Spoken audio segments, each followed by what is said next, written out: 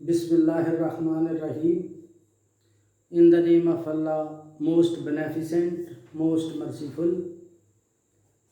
Today we have our final lecture of this second week. Subject is General Science class 8th, and today's topic is malfunction of kidney and its causes, यानी kidney की बीमारियां और उसकी उन बीमारियों की वजूहात. Then we have another topic which we will be studying today, and that is techniques to cure the problems of kidney. यानी kidney की बीमारियों की का इलाज या उसकी बीमारियों का सलूशन क्या है, क्योर क्या है, इलाज क्या है, ये भी हम पढ़ेंगे इंशाल्लाह. मैं ज़रा पिछला जो लेक्चर था उसको याद करूं ताकि आपको याद आ जाए कि कहाँ से हमने छोड़ा था. तो last time we studied the functioning of nephron which is a functional unit of human kidney, और मैं सिर्फ उसके बारे में एक बात करके आगे चलता हूँ. नेफ्रॉन ह्यूमन किडनी का फंक्शन है, फंक्शनल यूनिट है, और जो ब्लड एफरेंट रीनल आर्टरी के ज़रिए ग्लोमेरुलस में आता है उसमें यूरिया होता है, and blood which leaves through efferent renal artery that have no urea.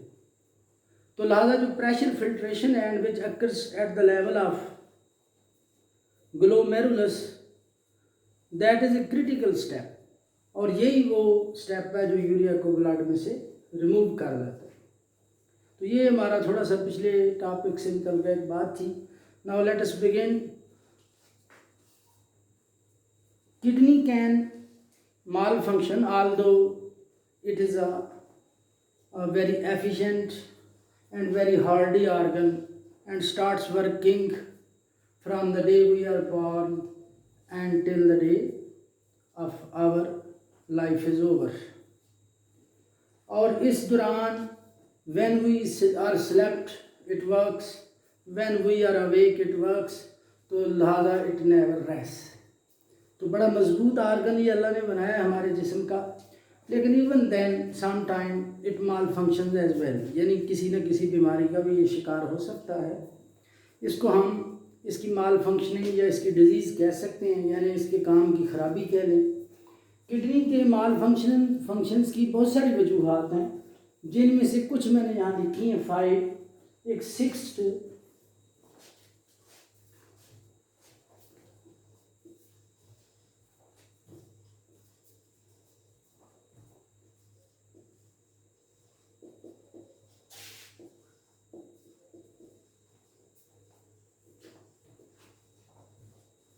So these are the 6 causes which can lead to malfunctioning of kidney. First is infections. Infections mean any invasion, any attack upon our kidney by microbes or pathogens. Those living organisms which can cause disease, they can cause sickness. तो लिहाजा वो micro organism जो हमारी body में और बहुत सारी diseases करते हैं, उनमें से कुछ ऐसे भी हैं which can invade our kidney as well. तो लिहाजा किडनी जो है ना, उसमें बैक्टीरियल इन्फेक्शन से, वायरल इन्फेक्शन से, फंगल इन्फेक्शन से इन्फ्लेमेशन हो सकती है, स्वेलिंग हो सकती है, और इस तरह से किडनी जो है वो माल फंक्शनिंग का शिकार हो सकता है. ये it is one of the first causes which can lead to total failure of kidney or to some jeopardizing of its partial functioning. Second is high blood pressure. High blood pressure is a cause of kidney malfunctioning which have been noted all over the world. So high blood pressure also called as silent killer, क्योंकि often we do not know that we have high blood pressure. It leads to failure of kidney, total failure of kidney. And in other words we can say that high blood pressure or hypertension can lead to malfunctioning of kidney. And then we have third famous cause of malfunctioning of kidney, that is diabetes. Diabetes is a degenerative disease in which our pancreas starts to produce less quantity of insulin than which is required in our body, or our cells become resistant to insulin. तो लिहाजा diabetes वो disease है जिसको हम often sugar के नाम से जानते हैं, और इस डिज़ीज़ में हमारी बॉडी में ग्लूकोज का जो लेवल है वो ब्लड में हमेशा एक नॉर्मल हद से ज़्यादा रहता है. तो diabetes is probably one of the leading causes of kidney failure or kidney malfunctioning all over the world. Then we have hardening of kidney arteries. This can happen with the passage of time. As we grow old, we become older and older. Our age is advanced. Then our arteries throughout our body become harder. Their walls become less elastic, so they cannot tolerate pressure of blood which it exerts on the walls of the arteries. तो लिहाजा इस तरह से arteries जो है damage होती हैं hard होने के बाद ब्लड प्रेशर की वजह से. और if kidney arteries like other arteries become hardened, it can lead to malfunctioning of kidney. Then we have one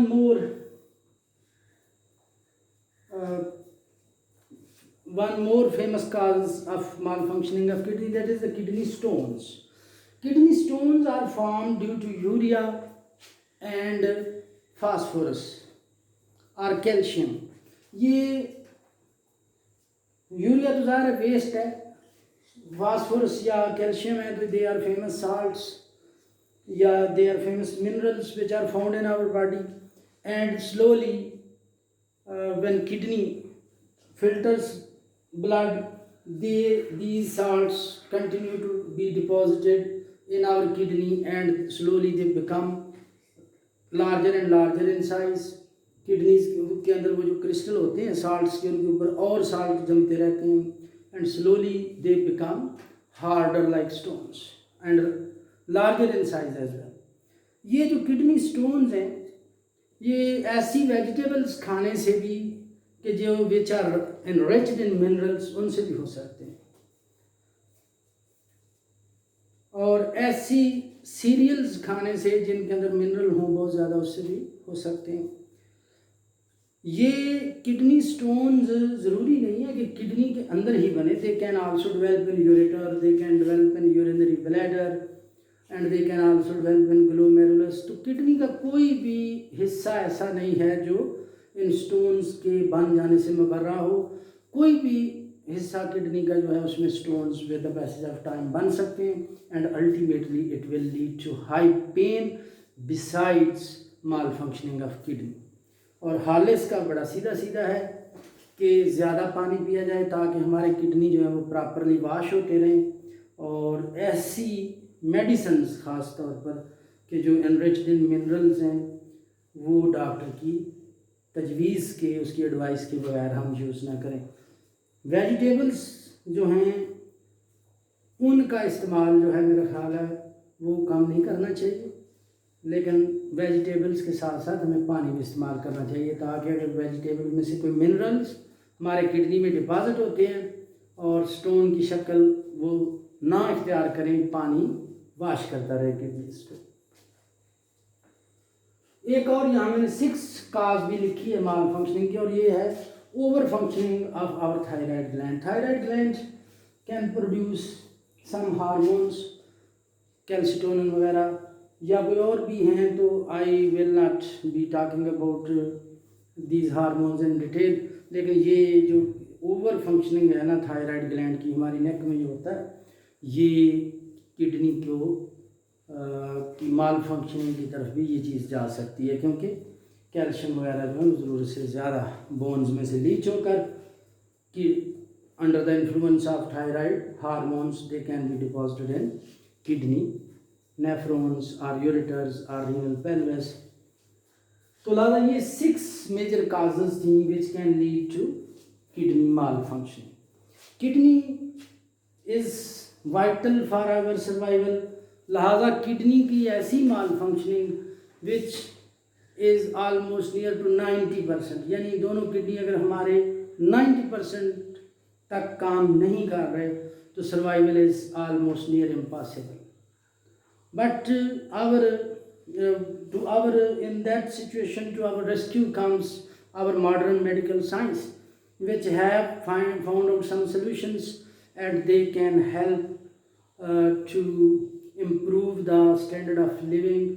Besides, it can save the lives of those people who are affected with the malfunctioning of kidney.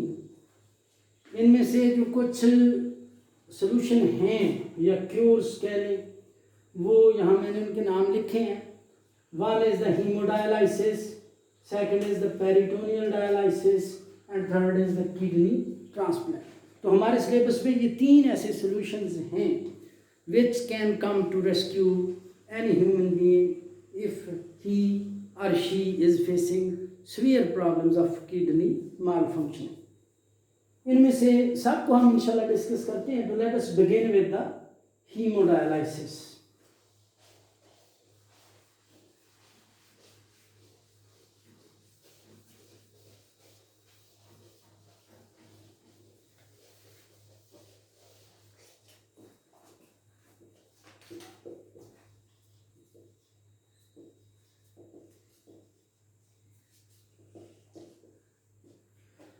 Hemodialysis is a very famous and modern method of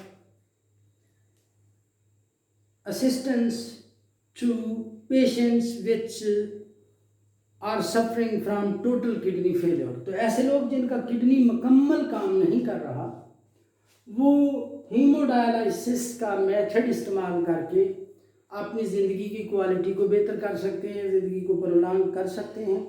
haemodialysis क्या होता है?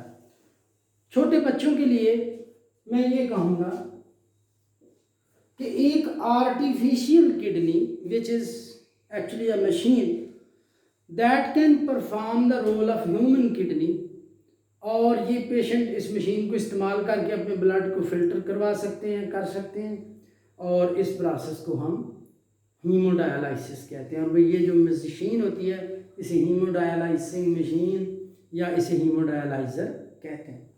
कैसे होता है ये मैं यहाँ एक स्केच बनाता हूँ और फिर हम समझने की कोशिश करते हैं कि how hemodialysis is perform to save the life of those people who are suffering with the total और end stage kidney failure.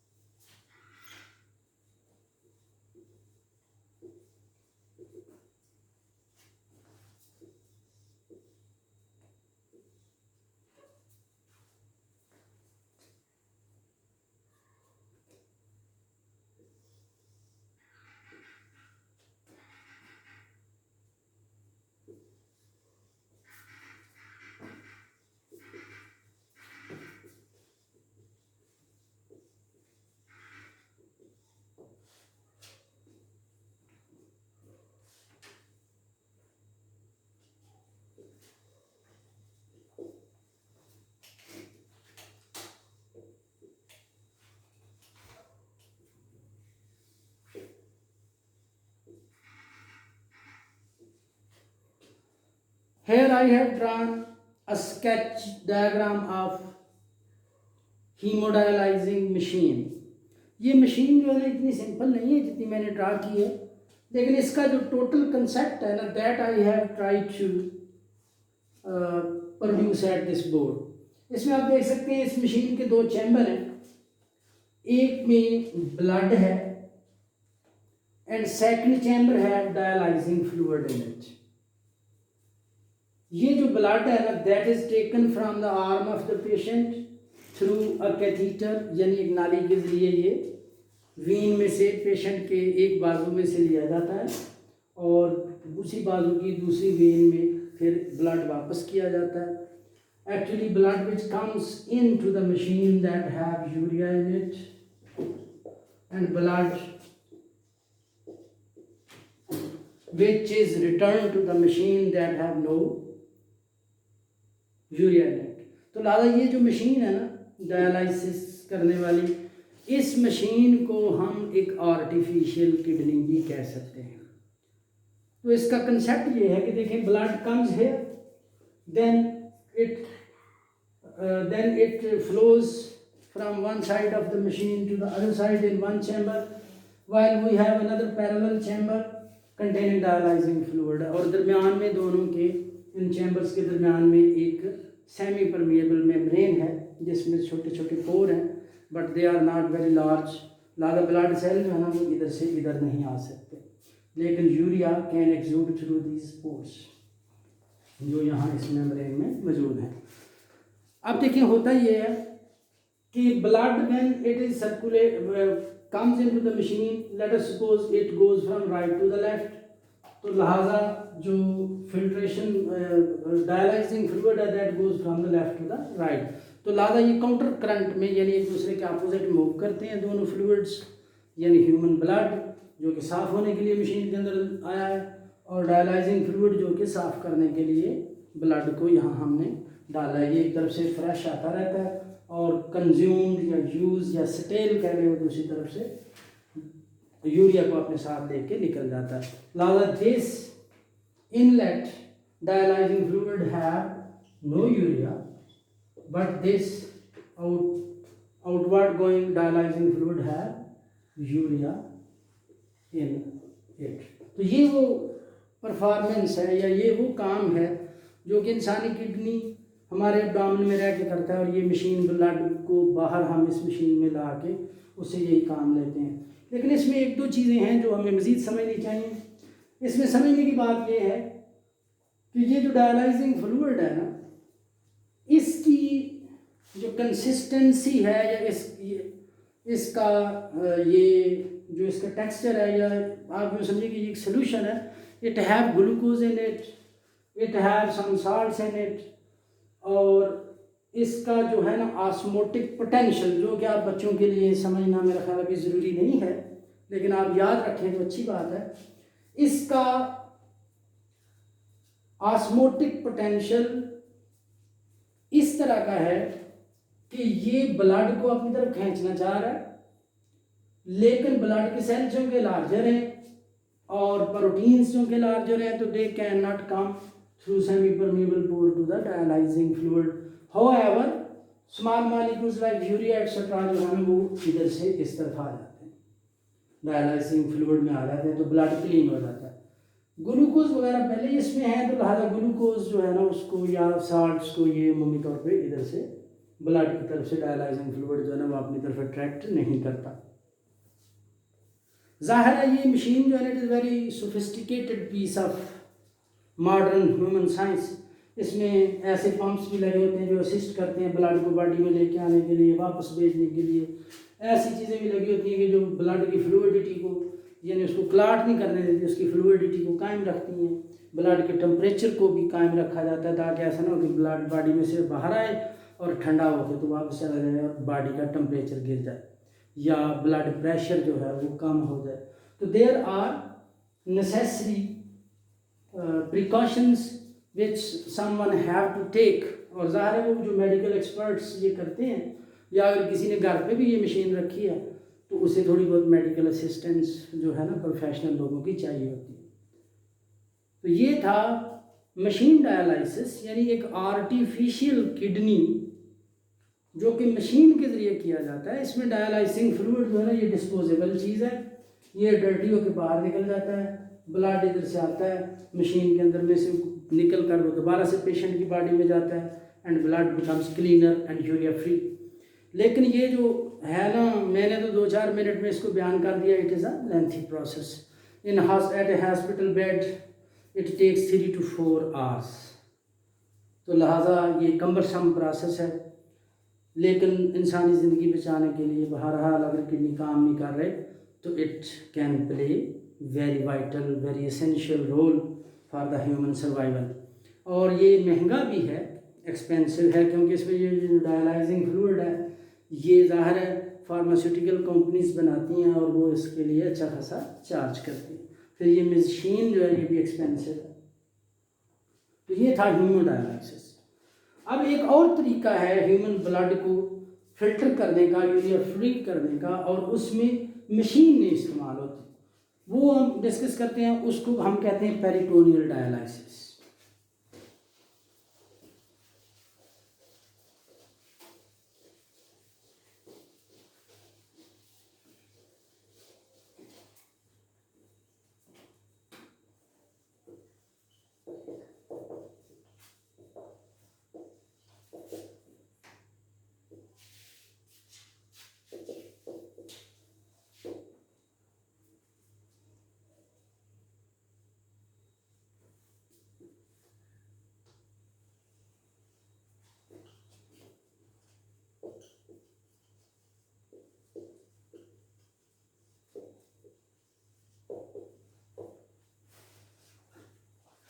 Peritoneal dialysis में डायलाइजिंग फ्लूइड जो है ना ये तो यूज़ होगा, but we do not need any machine, यानी artificial kidney की हमें ज़रूरत नहीं है।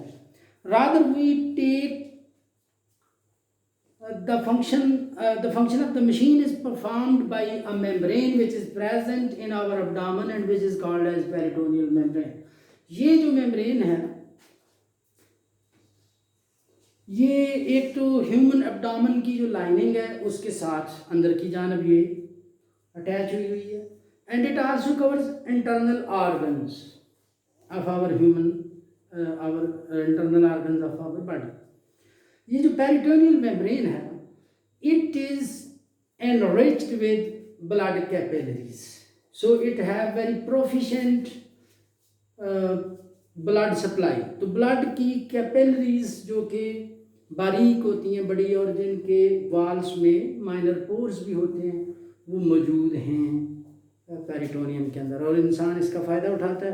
किया ये जाता है कि फ़र्स्ट ऑफ ऑल जो कि किडनी का पेशेंट होता है और वो विलिंग होता है पेरिटोनियल डायलिसिस करने या करवाने के लिए, तो उसकी नेवल के पास या बेली बटन के पास यहाँ पे एक जो है ना होल डग किया जाता है, एंड देन एक कैथेटर इज इंसर्टेड।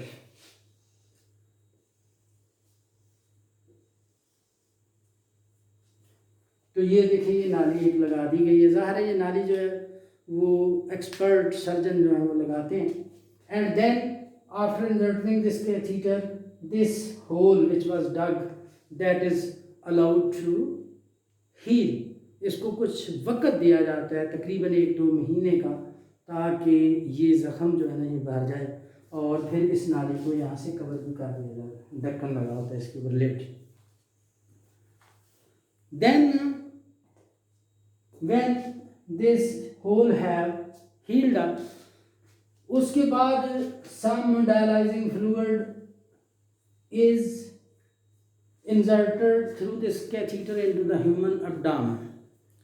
ये जो डायलाइजिंग फ्लूइड यहाँ से डाला गया है ये पंप इन भी किया जाता है कुछ टेक्निक्स में, या ये ग्रेविटेशनल फ्लो के ज़रिए, यानी नीचे को जैसे ग्रेविटेशन की वजह से लिक्विड गिर सकता है तो उस फ्लो को यूज़ करते हुए भी इसको अंदर डाला जाता है।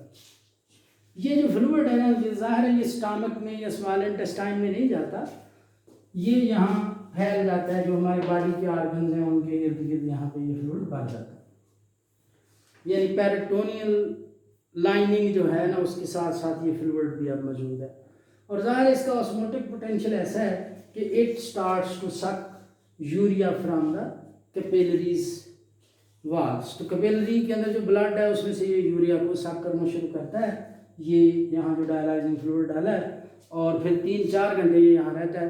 तो blood slowly becomes clearer and cleaner and cleaner, while this inserted fluid or dialyzing fluid becomes dirtier and dirtier with the more and more urea, and ultimately it is drained off and more cleaner fresh dialyzing fluid is put in. ये जो है अपना इसके peritoneal dialysis, इसके सारे फ़ायदे भी हैं और नुकसानात भी। द फर्स्ट एडवांटेज इज़ कि patient can perform it at home as well after bit of training. और वो जो होता है ना हॉस्पिटल के ऊपर उसका जो इन्हिसार है ना उससे वो इंडिपेंडेंट हो जाता है।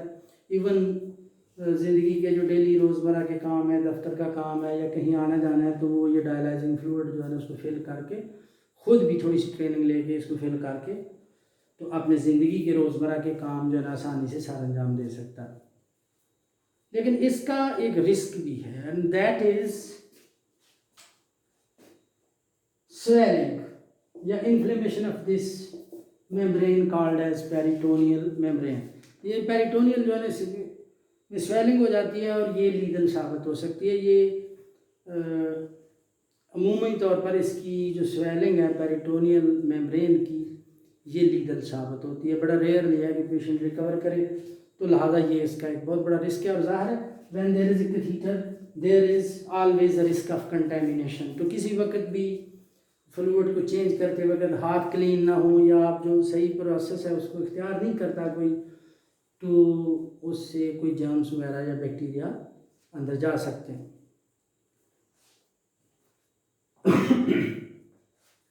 पेरिटोनियल डायलिसिस का ज़रा एक और बहुत बड़ा फ़ायदा है और वो है कि मशीन जो कि एक एक्सपेंसिव इंस्ट्रूमेंट है वो भी इसमें इस्तेमाल नहीं होती। तो इस तरह से पेरिटोनियल डायलिसिस जो है ना it can replace machine dialysis. ज़रूरत के मुताबिक अगर पेशेंट विलिंग हो तो वो ये तरीका भी इख्तियार करके तो ज़िंदगी गुजार सकता है। और अब हमारा जो है ना वो फाइनल टॉपिक छोटा सा आज का, और वो है किडनी ट्रांसप्लांट्स।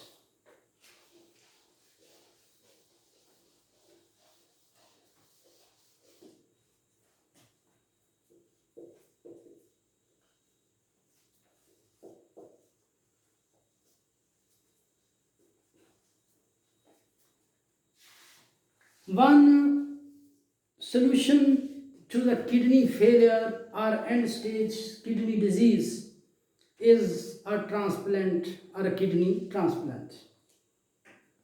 ये जो किडनी ट्रांसप्लांट है ये ज़ाहिर तभी हो सकता है कि when there is a donation available for a patient. वो जो किडनी का जो डोनेशन मिल रहा है किसी पेशेंट को वो लाइव भी हो सकता है क्योंकि जिंदा शख्स भी गिफ्ट दे सकता है, या कोई कैडावेरिक यानी कोई मरहूम शख्स जो दुनिया से चला गया तो उसका किडनी अगर उसने गिफ्ट किया है दूसरे इंसानों की फलाह के लिए तो वो भी हो सकता है। किडनी ट्रांसप्लांट करने के लिए यानी नया किडनी लगाने के लिए फर्स्ट ऑफ ऑल जो है वो टिश्यू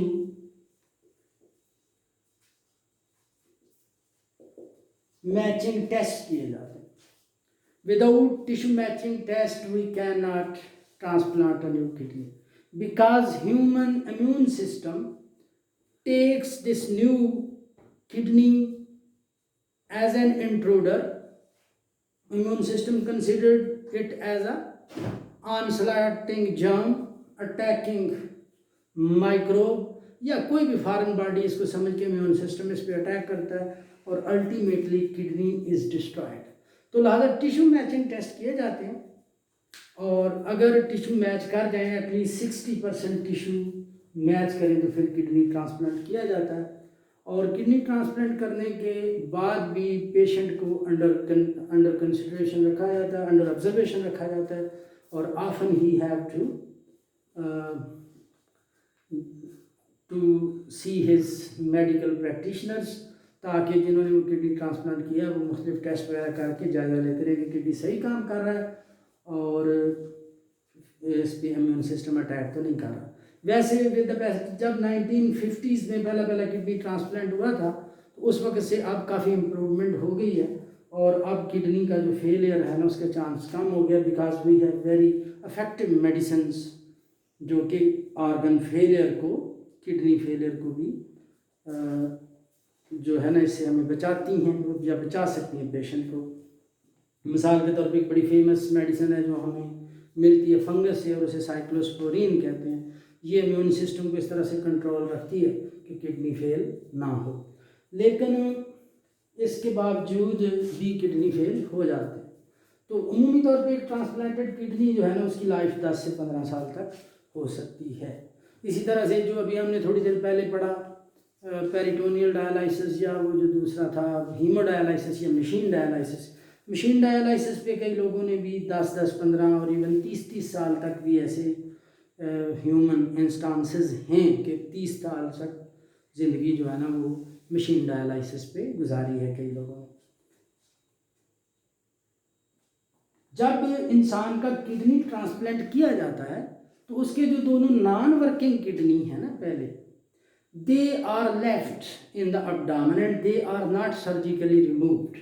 इसकी गालबन वजह ये है कि जो दो नए किडनी निकालने के लिए जो किया जाएगा ना मेडिकल प्रोसीजर, उसके जो ड्रॉबैक्स हैं ना दे आउटवे द बेनिफिट्स, कि वो जो ख़राब किडनी है उनको निकालने के लिए जो चीर फाड़ की जाएगी, जो जराहत की जाएगी, सर्जरी की जाएगी, उसके जो फ़वाइद हैं ना उस सर्जरी के, नुकसान उससे ज़्यादा हैं। अब्डामन को काट के तो उन किडनी को निकालना, लिहाजा उन किडनी को तो वहीं रहने दिया जाता है और हमारा जो लोअर अब्डामन है ना वहाँ पे न्यू किडनी जो है ना इसको ट्रांसप्लांट किया जाता है और हमारी जो इलियक आर्टरी हैं हमारी लेग्स की, उनके साथ इस किडनी को नए को ट्रांसप्लांट कर दिया जाता है अगर अवेलेबल हो, किसी को डोनेशन अवेलेबल हो। और फिर ये किडनी 1 से 2 दिन के अंदर अंदर जो है ना अपना काम संभाल लेता है और पेशेंट अगर डायलिसिस पे हो तो वो फिर किडनी पे उसका फिल्ट्रेशन का सिस्टम शिफ्ट हो जाता है और वो नॉर्मल ज़िंदगी गुजार सकता है। ये था हमारा आज का टॉपिक। मैं एक दफ़ा जल्दी इसको रिपीट करता हूँ। आज हमने पढ़ा है malfunctioning of kidney, its causes and cures. तो किडनी कैन माल फंक्शन, यानी kidney can get sick, kidney can become disease, kidney can stop working, kidney can fail, इसको माल फंक्शनिंग कहते हैं। ये टोटल भी हो सकती है और थोड़ी भी हो सकती है। तो किडनी माल फंक्शनिंग की मैंने यहाँ 5-6 रीजंस लिखी थी। इनमें से एक तो है हाई ब्लड प्रेशर, दूसरा है डायबिटीज़, तीसरा है आर्टरीज़ का थिक और हार्ड हो जाना, आर्टरीज़ की वाल का, ख़ासतौर पर वो जो किडनी के अंदर है। Then there is the stone formation and over functioning और over activity of our thyroid gland और इन्फेक्शंस। तो इसी तरह ये 5-6 ऐसी काजेज़ हैं which can lead to the malfunctioning of kidney. Kidney का जो ट्रीटमेंट आजकल अवेलेबल है वो 3 तरह का है। एक मशीन डायलिसिस है जिसे हीमोडायलिसिस कहते हैं। In this dialysis a machine is used, blood is drawn from the body of the patient, then is fed into the machine, and in the machine chamber urea is removed in the presence of a fluid called as dialyzing fluid। ये dialyzing fluid जो है ना इसके अंदर urea दाखिल होता है blood में से निकल के, लिहाजा ब्लड क्लीन और साफ़ हो जाता है। जबकि ये डायलाइजिंग फ्लूइड जो है ना ये मतलब यूरिया की वजह से गंदा हो जाता है और फिर इसको रिमूव कर दिया जाता है और नया डायलाइजिंग फ्लूइड इस्तेमाल करना पड़ता है। 3 से 4 घंटे का ये अमल है। 2 से 3 दफ़ा ये या 4 दफ़ा भी इवन वीक में करना पड़ता है और एक्सपेंसिव प्रोसेस है क्योंकि डायलाइजिंग फ्लूइड जो है ना वो दोबारा यूज़ नहीं हो सकता। It is one time use and disposable material. Machine dialysis को हीमोडायलिसिस भी कहते हैं और वो जो मशीन हम इसमें यूज़ करते हैं उसे आर्टिफिशियल किडनी भी कहते हैं। बहरहाल ये प्रोसेस जो है या इसका ये जो हीमोडायलिसिस का प्रोसेस है जब से ये डिस्कवर हुआ है, it have helped the kidney patients to lead a better life. जब से मेरा ख्याल है 1950 से मशीन डायलिसिस के पहले पहले तजर्बात शुरू किए गए थे। इसके बाद दूसरा डायलिसिस जो है हीमोडायलिसिस, ये 1980 से शुरू हुआ है। हीमोडायलिसिस जो है ना, ये रोज़ाना की बुनियाद पे 3-4 दफ़ा अब्डामन के अंदर हमारे आर्गन्स के पास एक फ्लूइड फिल किया जाता है जिसे डायलाइजिंग फ्लूइड कहते हैं। ये वही फ्लूइड है which is also used in the machine, artificial machine. तो ये वही फ्लूइड है और ये 3 से 4 दफ़ा रोज़ाना बदला जाता है और पेशेंट जो है ना उसे रोज़ाना की बुनियाद पे ये प्रोसेस करवाना पड़ता है, तभी वो नॉर्मल ज़िंदगी गुजार सकता है। पेरिटोनियल डायलिसिस के कुछ एडवांटेजेस भी हैं, कुछ डिसएडवांटेजेस भी। एडवांटेज तो ज़ाहिर है यही है कि patient becomes a bit independent from the medical facilities. उसे रोज़ाना जाके तो हॉस्पिटल से या दूसरे तीसरे दिन डायलिसिस नहीं करवाना पड़ता। और नुकसान ये है कि it can lead to peritoneal swelling.